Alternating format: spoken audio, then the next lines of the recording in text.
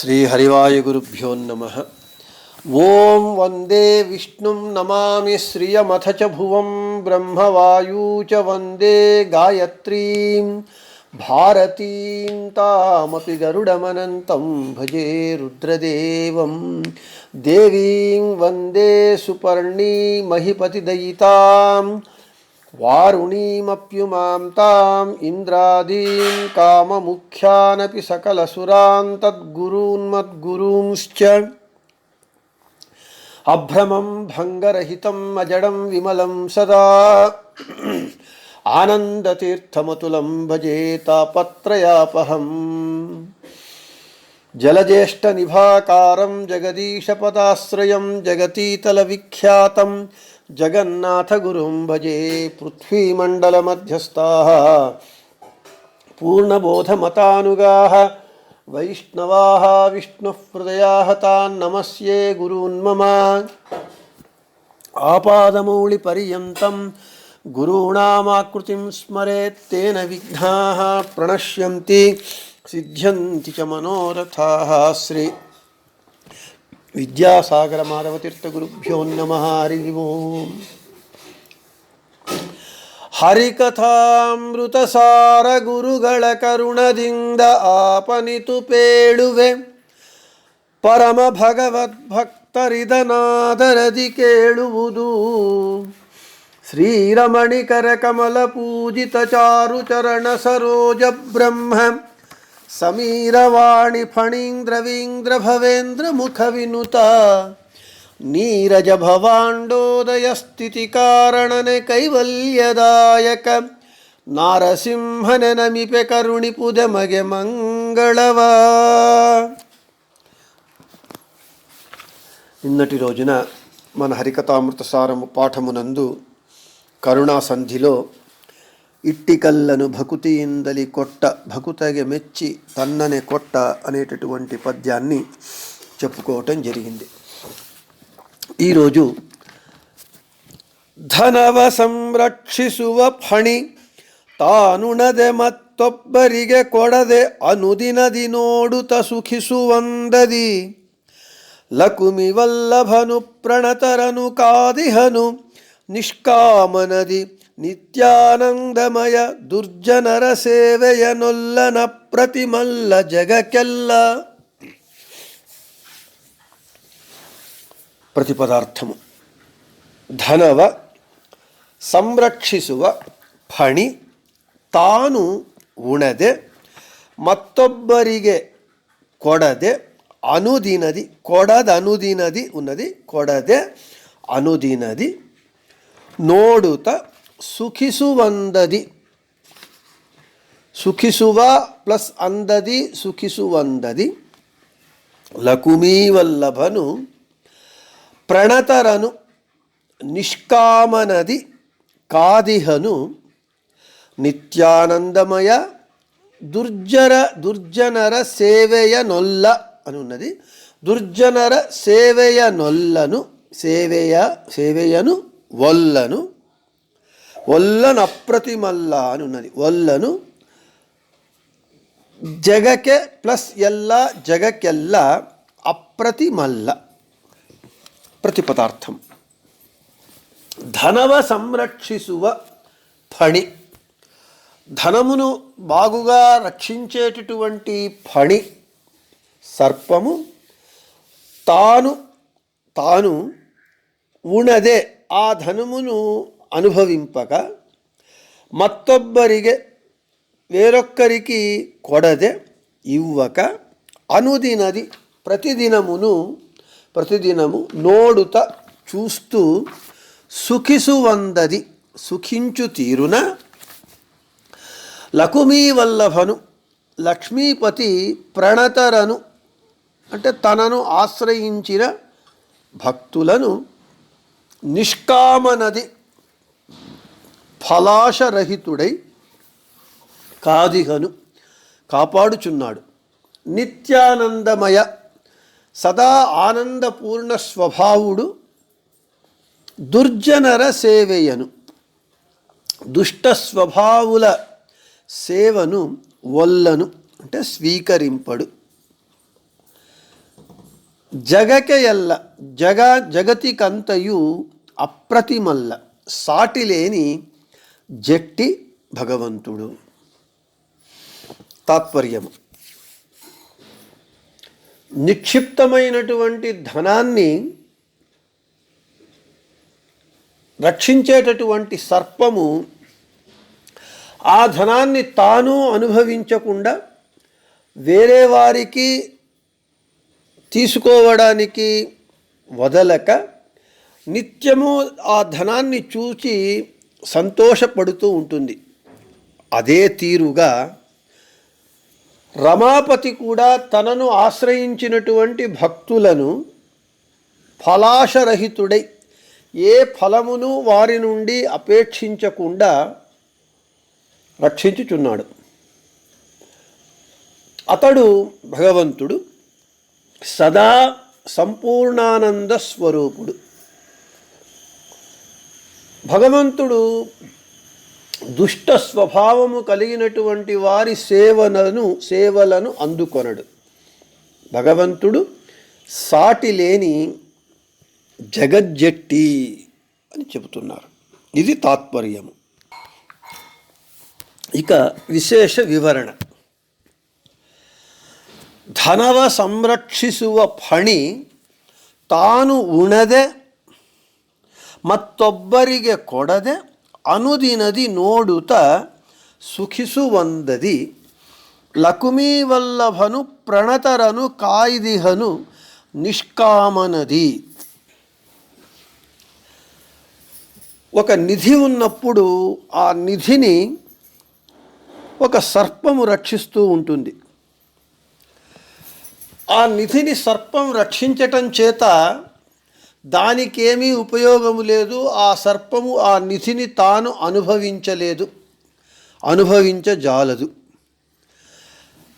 అయితే వేరే వాళ్ళు ఎవరైనా ఆ నిధిని తీసుకెళ్ళటానికి ప్రయత్నం చేస్తే వారు తీసుకెళ్లకుండా దానిని రక్షిస్తూ ఉంటుంది.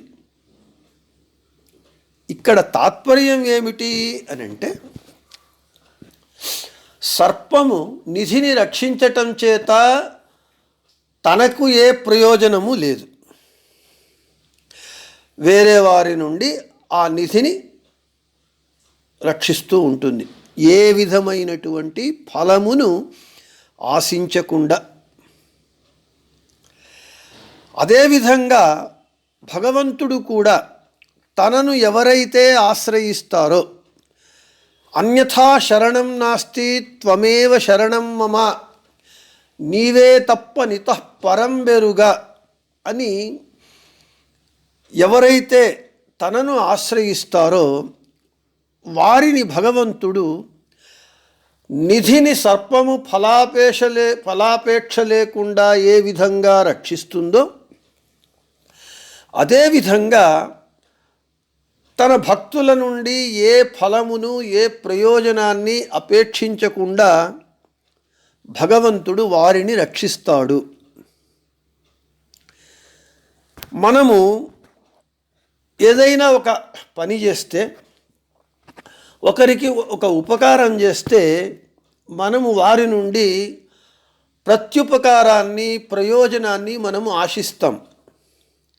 అయితే భగవంతుడు ఆ విధంగా కాకుండా తన భక్తులను ఎప్పుడూ రక్షిస్తూ ఉంటాడు, వారి నుండి ఏ ఫలములను అపేక్షించకుండా ఆశించకుండా. ఆప్తకామస్య కా స్పృహ, భగవంతుడు ఆప్తకాముడు. ఎందుకంటే భగవంతునికి అన్నీ ఉన్నాయి, వాని దగ్గర ఇది లేదు అనేటటువంటిది లేదు. నాకు ఇది కావాలి అనేటటువంటి ఆశ అపేక్ష లేదు. ఎందుకంటే వాడు ఆప్తకాముడు, అంటే తృప్తిగా ఉన్నది. ఏది అతనికి ఇది లేదు అనేటటువంటి మాట లేకుండా ఉండేటటువంటి వాడు. కాబట్టి వానికి ఏది కావలసిన అవసరం లేదు. కాబట్టి అతడు భగవంతుడు తాను తన భక్తులను సదా రక్షిస్తూ ఉంటాడు, ఏ ఫలములను ఆశించకుండా సర్పము నిధిని కాపాడినట్లుగా.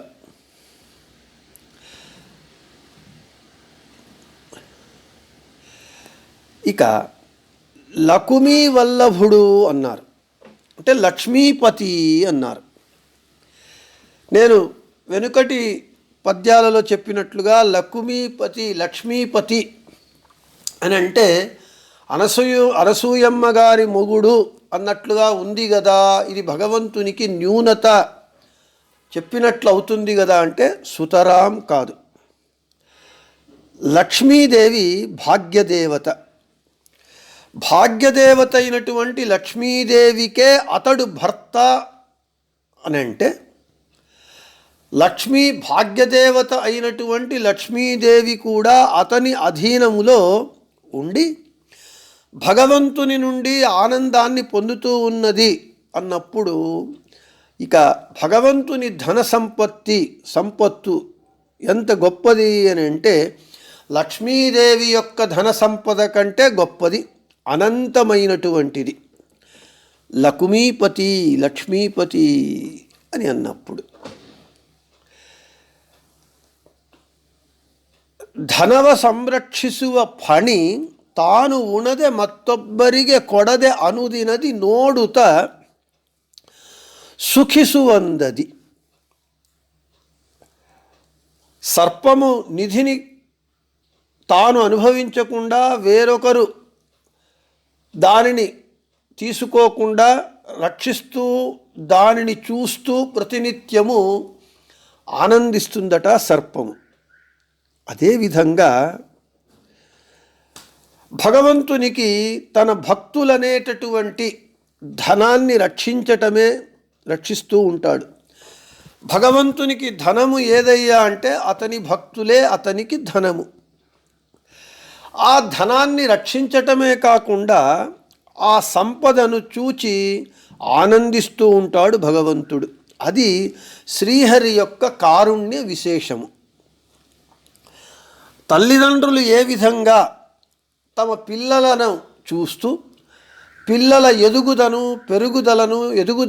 పెరుగుదలను చూచి దానివల్ల వాళ్లకు ఏ అపేక్ష ఏ ప్రయోజనము లేకపోయినా పిల్లల పెరుగుదల వాటిని చూచి తల్లిదండ్రులు సంతోషిస్తూ ఉంటారు. పిల్లలు మంచి ధనవంతులైతే చూచి సంతోషిస్తూ ఉంటారు. అదేవిధంగా భగవంతుడు కూడా జగన్నాథుడై జగత్పిత అయి తన భక్తుల ధనాన్ని రక్షించటమే మాత్రమే కాదు, వారి యొక్క సంపదను భద్రతను చూచి ఆనందిస్తూ ఉంటాడు శ్రీహరి. కారుణ్యమూర్తి. ఇది భగవంతుని కారుణ్య విశేషము యొక్క గొప్పతనము తన భక్తుల పట్ల. నోడుత సుఖిసువందది అని. ఇక నిత్యానందమయ. భగవంతుడు నిత్యము ఆనందమయుడు. ఎన్నో మార్లు చెప్పుకున్నాం. భగవంతుడు జ్ఞానానందములే దేహముగా కలిగినటువంటి వాడు. చక్కెర బొమ్మ వలె జ్ఞానానందములే దేహముగా కలిగినటువంటి వాడు అని చెప్పుకున్నాం. కాబట్టి ఆ ఆనందము ఎంతసేపు అనంటే నిత్యము, శాశ్వతంగా జ్ఞానానందములే దేహముగా కలిగినటువంటి వాడు కాబట్టి నిత్యానందమయ అని చెబుతూ ఉన్నారు. దుర్జనర సేవెయను వల్ల అప్రతిమల్ల జగకెల్ల. దుర్జనర సేవెయను వల్ల, దుర్జనులు దుష్టులు స్వభావత తామసులైనటువంటి దుష్టులైనటువంటి వారి సేవలను స్వీకరింపడు భగవంతుడు. ఎందుకంటే వారు తమ భక్తులు కారు కాబట్టి. వాళ్ళు సజ్జనులు కాదు కాబట్టి వాళ్ళు దుర్జనులు.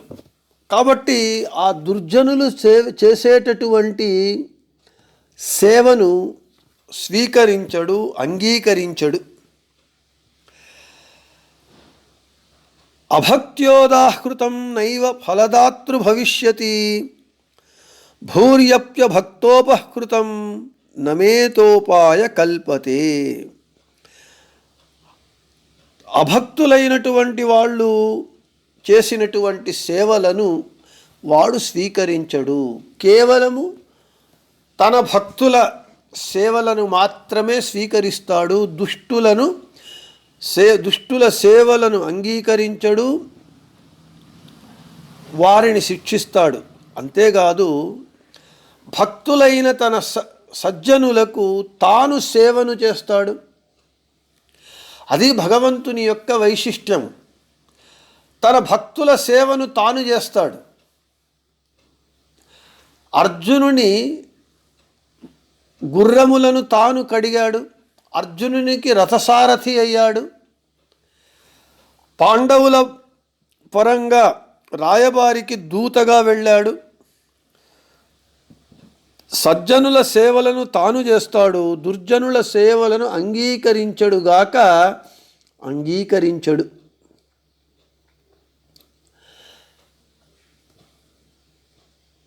భగవంతుడు చెప్తూ ఉన్నాడు, అభక్తులైనటువంటి వారు ఎంత గొప్ప కానుకలు తెచ్చి ఇచ్చినా అది నాకు సంతోషము నివ్వదు అని అభక్త్యోదాహృతం అని చెబుతూ ఉన్నాడు. అందుకే భగవద్గీతలో భగవంతుడు చెబుతూ ఉన్నాడు, పత్రం పుష్పం ఫలం తోయం. భగవద్గీతలో స్పష్టంగా చెబుతూ ఉన్నాడు, పత్రం పుష్పం ఫలం తోయం యోమే భక్త్యా ప్రయచ్చతి తదహం భక్తిపహృతమశ్నామి ప్రయతాత్మనః. ఒక పత్రము కానీ, పుష్పము కానీ, ఫలము కానీ, నీరు కానీ భక్తితో నాకు ఇస్తే నేను దానిని ప్రీతితో స్వీకరిస్తాను. అలా కాకుండా భక్తులు కానటువంటి దుర్జనులు ఎంత గొప్ప కానుకలను ఇచ్చినా నేను స్వీకరించను, అంగీకరించను. దుర్జనర సేవయను వల్ల అప్రతిమల్ల. అప్రతిముడు, ప్రతిమ అంటే సమానమైనటువంటిది. అప్రతిమ అంటే ఇతనికి సమానమైనటువంటి వారు ఎవ్వరూ లేరు. సర్వోత్తముడు, ఇతనికి సమానమైనటువంటి వాళ్ళు లేరు, ఇతని కంటే అధికుడైనటువంటి వాడు లేడు. అప్రతిముడు. జగకెల్ల అంటే జగత్తుకంత అప్రతిముడు. ఈ జగత్తునందు ఇతనికి సమానమైనటువంటి వాడు, అధికుడు అనేటటువంటి వాడు లేడు. ఇక వీని స్తోత్రములు ఎటువంటివి అని అంటే అవర్ణనీయములు, అంటే వర్ణించడానికి సాధ్యము కానటువంటివి వీని స్తోత్రము. వేదము చెబుతూ ఉన్నది, మైవారుణ్యో మైవారుణ్యో మైవారుణ్యో.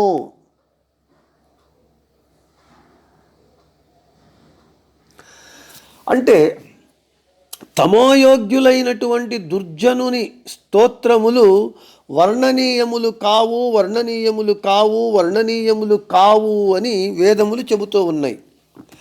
దుర్జనులు భగవంతుని ఎంత గొప్పగా స్తోత్రము చేసినా అవి వర్ణనీయము కాదు, అవి పఠించతగ్గది కాదు. దుర్జనర సేవయను వల్ల అప్రతిముడు, సర్వోత్తముడు, వానికి సమానమైనటువంటి వాడు లేడు. దుర్జనుల సేవలను స్వీకరించడు అనడానికి ఒక ఉదాహరణ. రాయబారిగా వచ్చాడు దుర్యోధనుని కౌరవుల దగ్గరికి.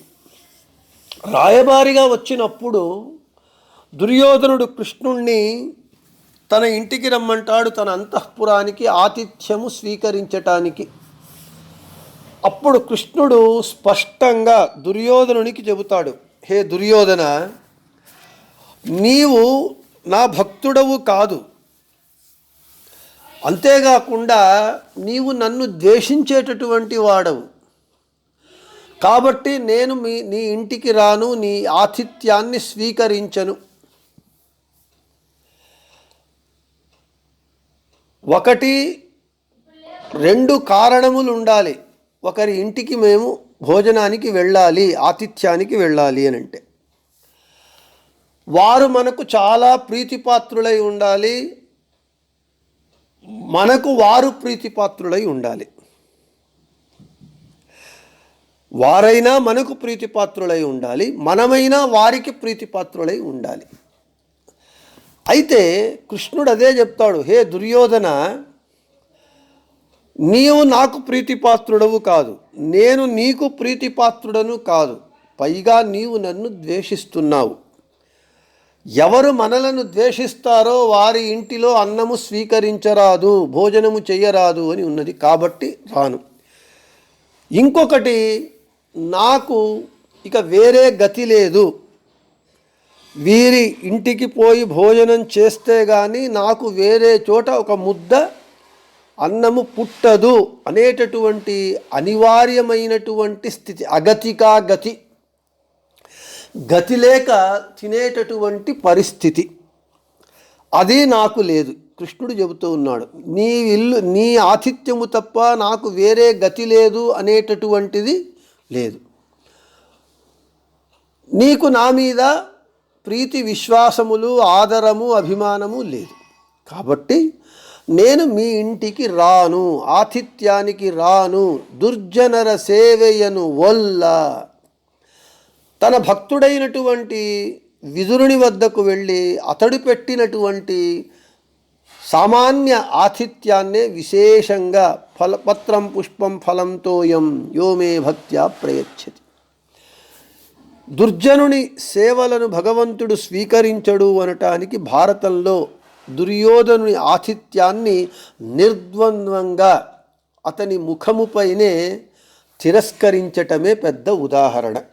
అప్రతిమల్ల జగకెల్ల, జగత్తునకంతా అప్రతిముడు. ఈ జగత్తునందు భగవంతునికి సమానమైనటువంటి వాడు లేదా అతని కంటే గొప్పవాడు, సమానమైనటువంటి వాడే లేడు అన్నప్పుడు ఇక వానికంటే గొప్పవాడు లేడు అని చెప్పవలసిన అవసరం లేదు. భగవంతుడు సర్వోత్తముడు అని చెబుతూ ఉన్నారు. ఈ విధంగా భగవంతుని కారుణ్య విశేషము తన భక్తుల పట్ల ఎంత ఉంటూ ఉన్నది అని అంటే, తన భక్తులను తన ధనంగా భావించి తన భక్తులను సర్వకాల సర్వావస్థలయందు సదా రక్షిస్తూ వారి నుండి ఏ ఫలములను అపేక్షించకుండా ఉండేటటువంటి కారుణ్య మూర్తి భగవంతుడు.